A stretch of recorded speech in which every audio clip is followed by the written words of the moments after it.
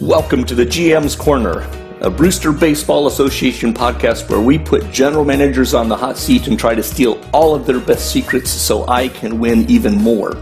I'm Ron Collins, general manager of the Yellow Springs 9, and today I've got Alvin Kaufman, general manager of the Edmonton Jackrabbits, with me here at the BBN studios. I'm really glad to have you here, Alvin. Thanks so much for giving me your time today, especially the extra 15 minutes it took to get all the software set up. Yeah, no problem. It's my privilege to be here. Oh, fantastic. Edmonton is an extremely interesting team right now, right? And its history as an expansion team back several years ago. Never has had a winning season. Last year was its best season of all, 68 wins. The Brewster Baseball Association. How are you feeling coming into that as both a new person in the league and a new person with Edmonton? What were your thoughts when you took that over? General managers. Well, I guess with the best record being last year and a new GM coming in, I guess there's lots of pressure to a podcast where we put BBA GMs on the hot a winning seat. franchise. Eventually, music is Cool Piano by Tigerius and is used under Creative Commons Attribution License. That we have on the roster here that kind of don't have a spot, so to speak. Be safe. We really like our outfield. Always remember that like even a boring team news is worth 2 points. Even the pitching, some of it's we got Bobby Lynch there. He looks like a good ace, but again too we got to build through the draft and hopefully find some infield pieces. Well, you've got a couple of very interesting infield pieces that are kind of coming up through the ranks. But the numbers, when you look at the team right now, offensively, they're pretty far down. Pitching-wise, they're even further down, which is intriguing to me from the outside looking in, since in your ballpark, I would expect your pitching would be stronger than your hitting. What are your thoughts regarding the idea of whether your ballpark is influencing things or not? Yeah, absolutely. Just kind of looking at one of our pitcher that just got hurt, Johnny Moore, in there. I wrote it up in an article. I think his numbers were like 4-0 at home compared to like on the road, where I don't even think he had a win. And his numbers like 7.0 plus ERA on the road, and at home he was like pitched well. So I mean that's a perfect example of our ballpark. So let me start from like day one of sitting down as a general manager for Edmonton. One of the things that you'll often hear on the forums is that it doesn't really matter what your plan is as long as you have one. How are you thinking about your short, medium, and long-term plan at Edmonton as you look at the club today? Well, I think eventually, we do have Steve Collins, who's we brought him up last game because of some injuries, but he looks like he's going to be a really good player eventually once he makes a big league club. So that's going to be a positive there. But really hoping to find some pitching. I mean, that looks like one of the biggest needs right now, and we've got a outfield that's just stacked. So I mean, that was kind of my initial plan. I was hoping to maybe make a trade with some of the outfield depth without really breaking the bank, so to speak. I'm not going to get desperate and just go out and trade anyone, but it's just got to be a right piece that fits our team. We really could use a shortstop. And welcome to the league. Yeah, shortstop and center field is always a difficult row to hoe at times. So. When I look at your roster, what I see is a whole bunch of guys that are 21 and younger, right? 21, 22, and you mentioned pitching. It's like half of your staff is in that really super young period. One of the questions that we often discuss on the boards also is when is the right time to bring up young kids? Do you expect these guys to be on your roster throughout the rest of the calendar year, or are you looking at shuffling guys around a lot?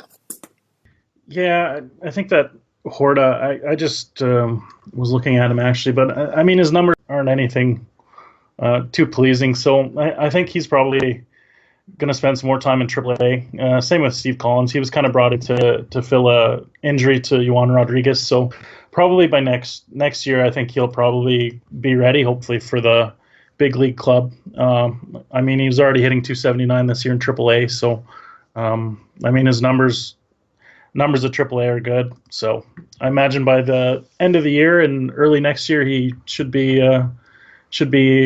full-time in a third base role with Edmonton. I know you came in over the last part of when did you actually start coming into the league? And I know you'd wrote for Montreal for a bit. Was that middle of last year? Yeah, with Edmonton, I think it was right at the start of the season. I think it was like 2 sims left to go before the actual start of the regular season. So I didn't get much in the off season to add to Edmonton at all. Mm-hmm. But I wrote for Montreal a little earlier than that. So the reason that I was kind of going back on that is you mentioned Bobby Lynch, and I wanted to get a bit of a Bobby Lynch update, right? Because Bobby Lynch is a guy who's a super elite pitcher and has had quite a bit of history of conversation within the context of our league before. So I wasn't sure how involved you were with those conversations, but Bobby Lynch obviously hurt himself a year before, and that was one of the big questions: is how is he going to come back? And it appears that he has come back in pretty good shape.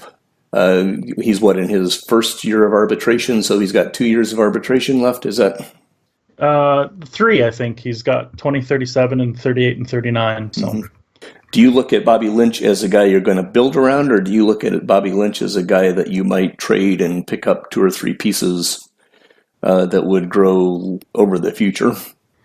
Yeah, I think for right now, my plan is to try and keep him and build around him. Like, I don't even have that much, like, really good pitching depth outside of him even coming up. Like, we just drafted Chuck Barnes this past year, and he's only 19, so it's going to be a few seasons before he's ready.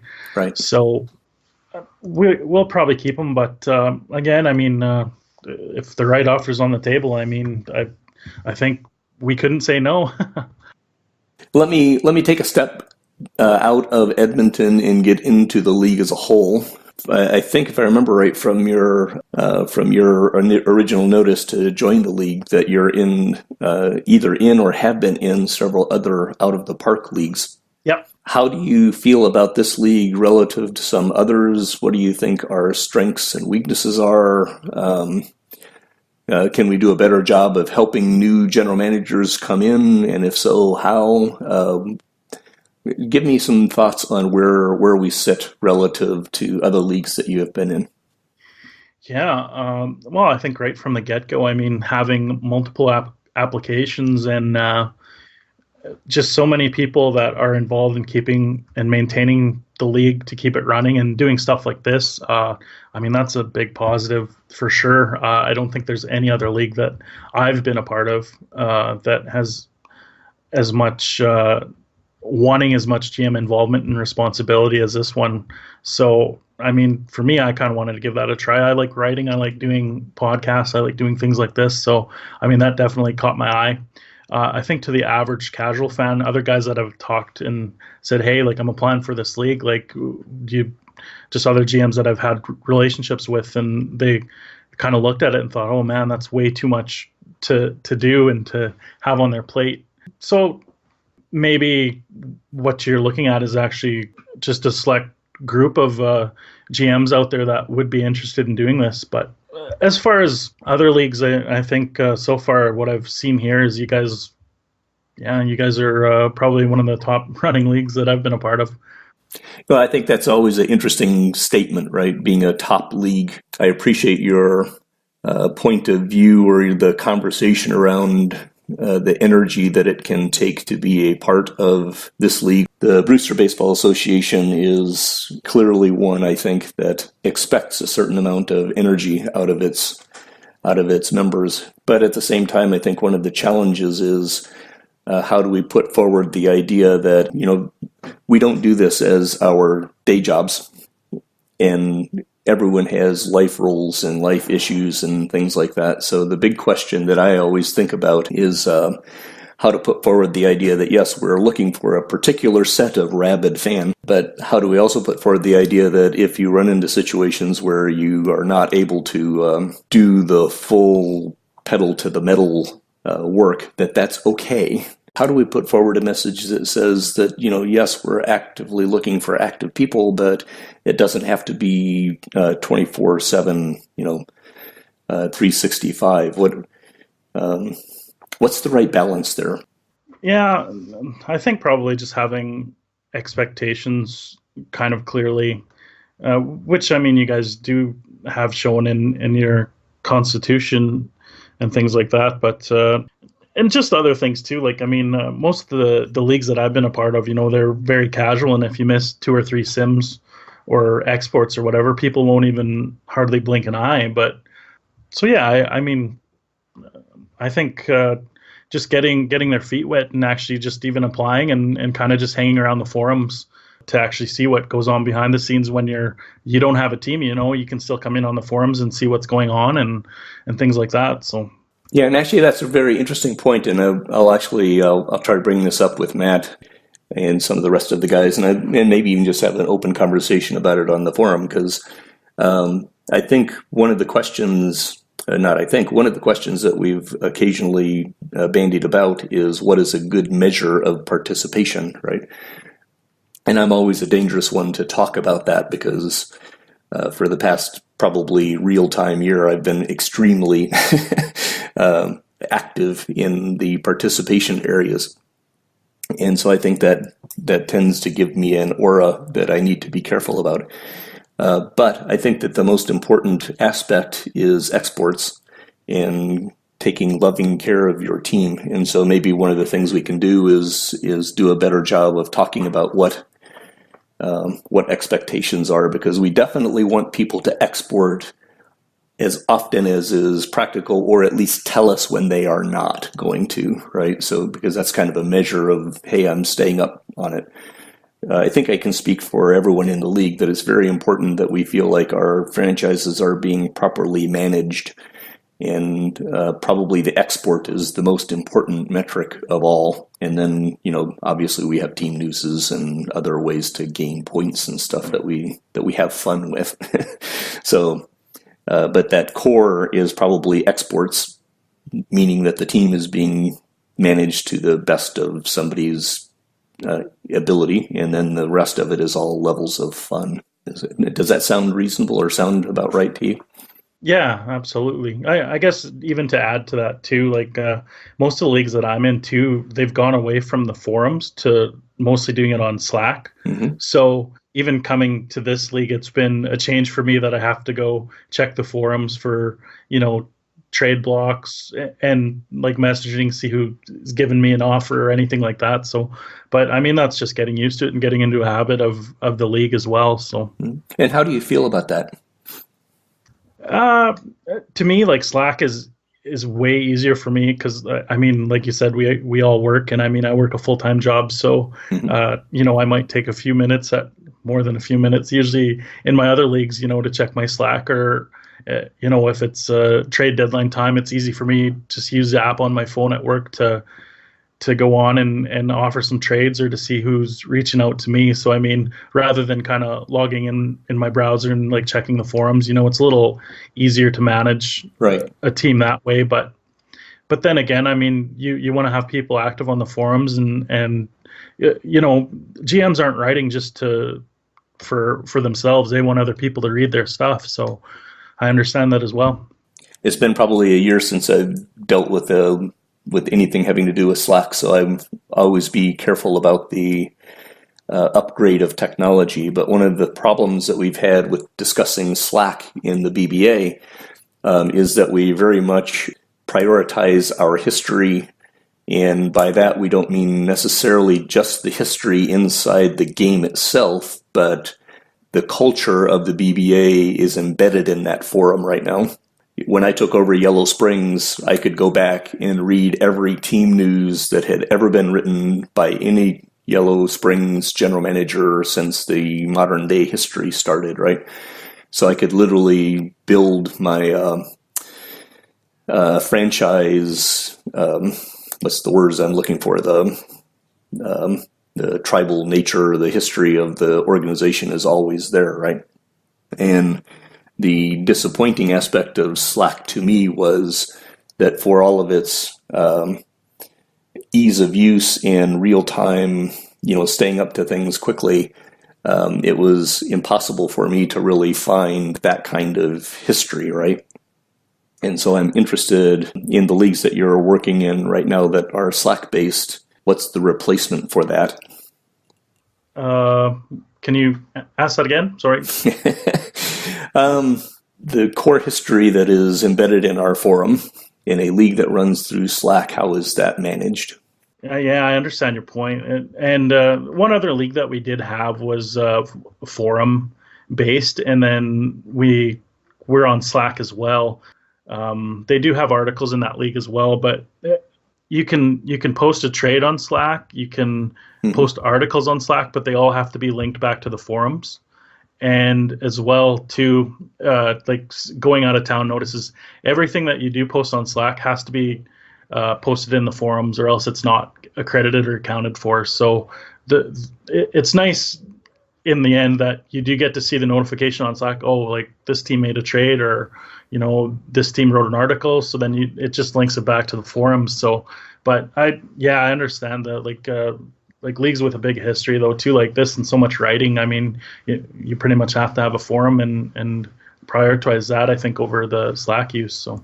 Well, we've probably bored everyone with my great interest in trying to understand these, where the world sits on these two things. So I appreciate your hanging with me on that. And for all you folks who don't really care about the question between forum and Slack, I apologize, but hey, that's life. Let's move back into Edmonton a little bit here. I wanted to talk a little bit with you about how you viewed managing your team finances. What do you think about how finances and the salary cap and so forth are adjusting or making you think about your master plan? Where do you feel Edmonton is at financially, and what are you thinking about going forward? I think Edmonton's doing good with money-wise. I was kind of surprised, but again, it is a newer team, so you're not going to have that long history of maybe having a veteran for his career or anything and having that big salary towards the end of his career. So, I mean, that was a big positive for me taking this team over.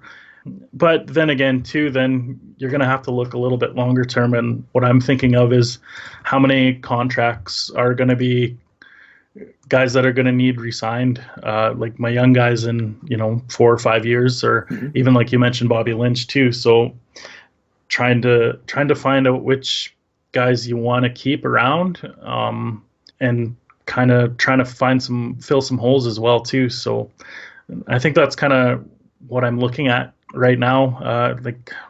I do have quite a bit of cap space, so I mean that is nice. So who knows, maybe we can add a free agent or two here in the off season to maybe get a better record and hopefully compete here in the next couple seasons. Your payroll, overall player payroll, is running in the mid 60s somewhere. Your budget, I think, is $80 million, and your revenue stream looked like it was going to be a positive. Matt, looks like you're going to be able to afford to spend up to at least your budget as far as that's concerned. The challenge that I see coming forward for you, and I'm interested in what you're thinking about, or even if you are thinking about it yet, the answer of I'm not thinking about it is completely fine, is you start looking at a year or two down the line and you start need to add salary.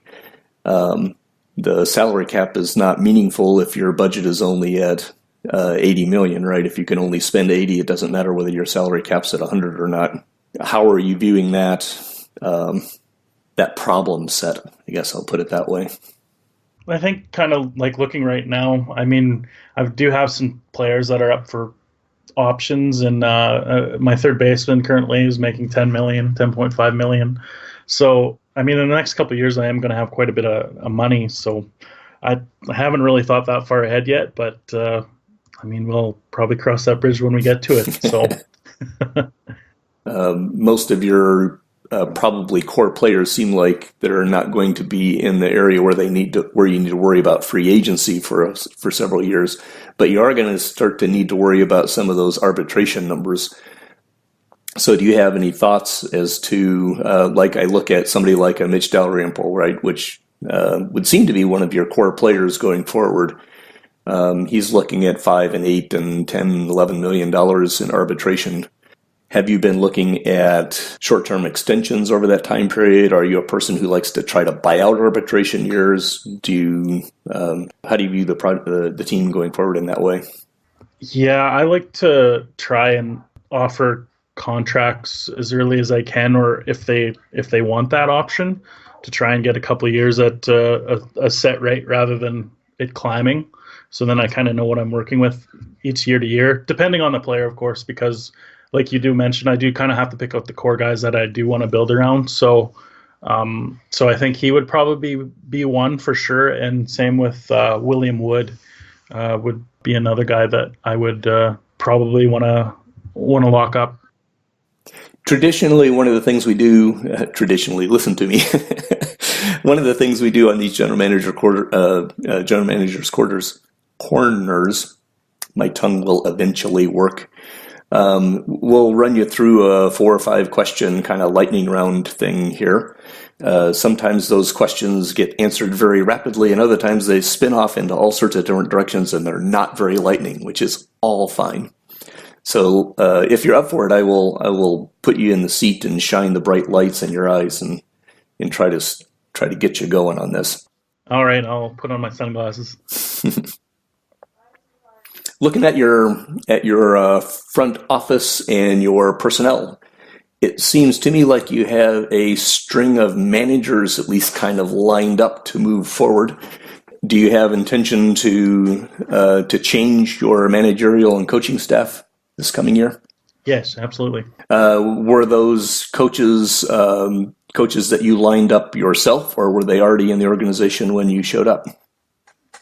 Majority of them were already here when I showed up. If I'm remembering right, you are from a place called Carlisle? Correct. Big city from what I remember. Population of about 1,200 people. How would you describe your hometown? Resourceful. Tell me more. I've got to hear more. Well, from a town of 1,200 people, we have a Dairy Queen and an A&W. If you got a Dairy Queen, you are already qualified to me, so go ahead. Yeah. So yeah, it has just a lot of amenities of a city, basically. So, and we're close to an oil field, so lots of oil money here, and lots of resources, I guess. Yeah, and from that, I think you're a driver. You said driver for an oil field chemical company. What does that mean? I work at it's an Ecolab company, and they bought out oil field chemical company. So we basically maintain a lot of the downhole stuff on the oil wells and the rigs. So a lot of corrosion inhibitors and things like that. So a lot of advanced technologies. And so my job is basically to look after other drivers, their trucks and maintenance, and as well as deliver out to the oil field. Interesting. How did you come across doing that? How does one become a driver for a oil field company?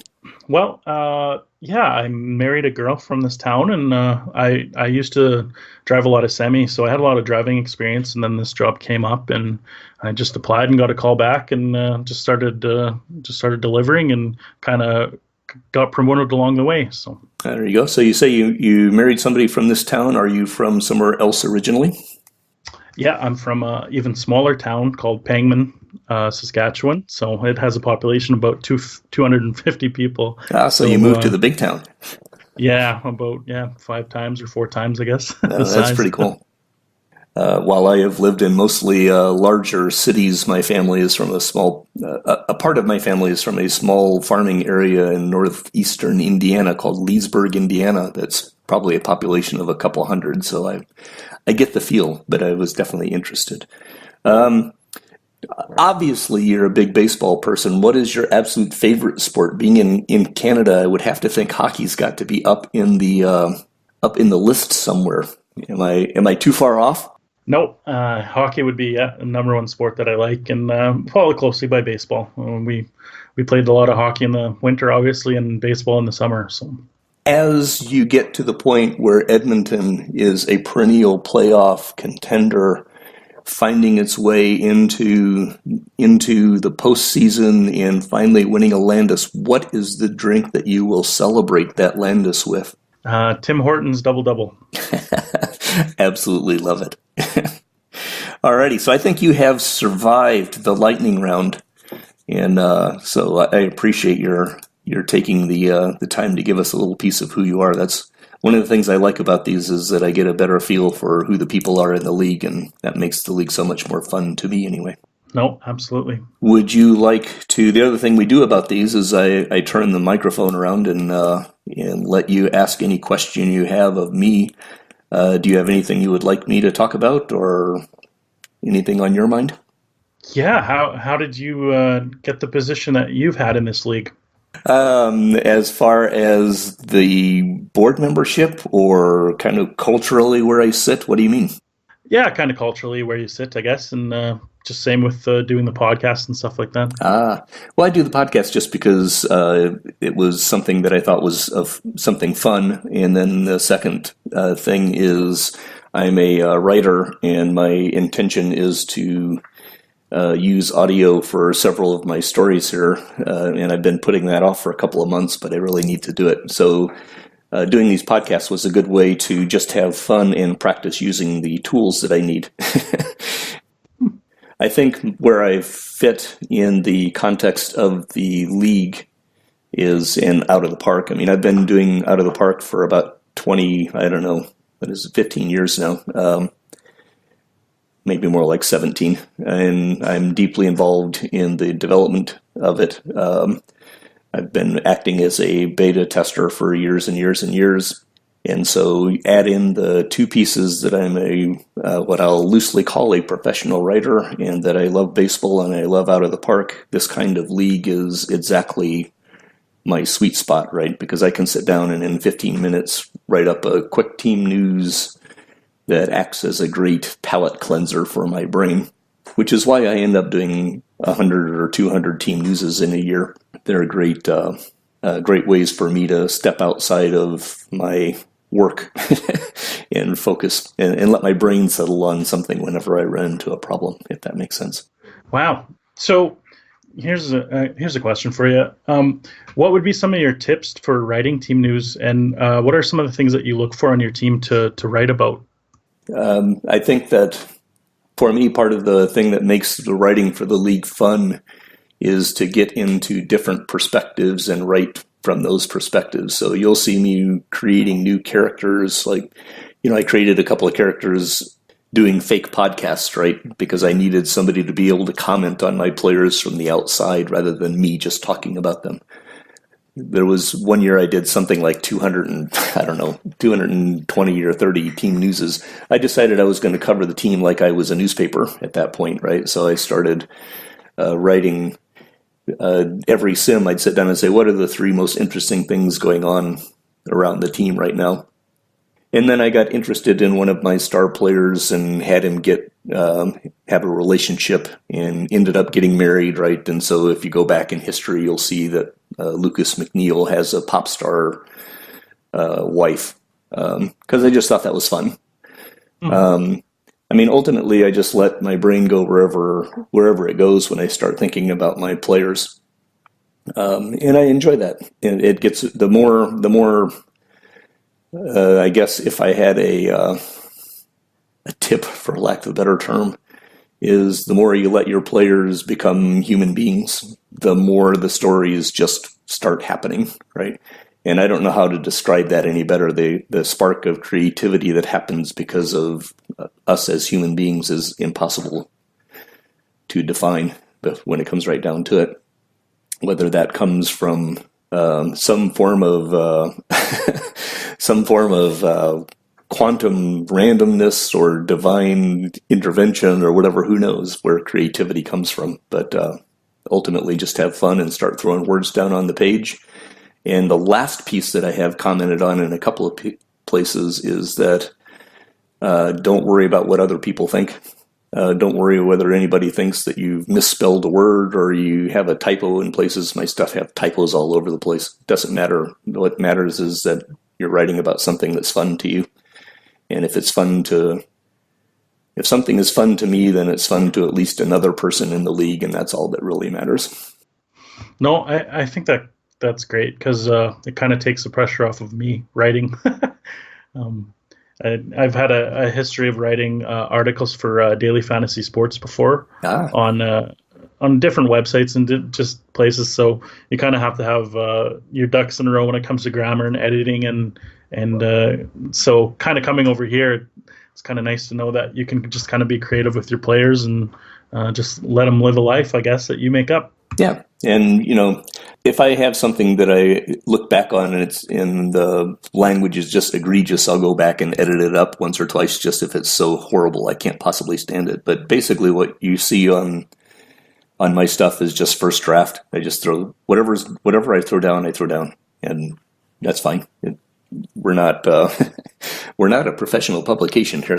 We're here to have fun, and that's the most important thing. Those are my thoughts anyway. No, that's good. Thank you for the feedback. All right. Well, I appreciate your time here this morning for us. Pardon me. And do you have anything else you'd like to add? Yeah, looking forward to getting more involved in the league and hopefully turning this Jackrabbits team into a contender here one of these years. Well, I think you have a whole lot of folks who are excited about seeing what you're going to do with the team and are rooting for you to succeed. Probably everyone except the guys in your Frontier division are all rooting for you. Yeah, that's another thing too. Like Seattle looks pretty good, and they have a deep farm as well, so it's going to be a challenge.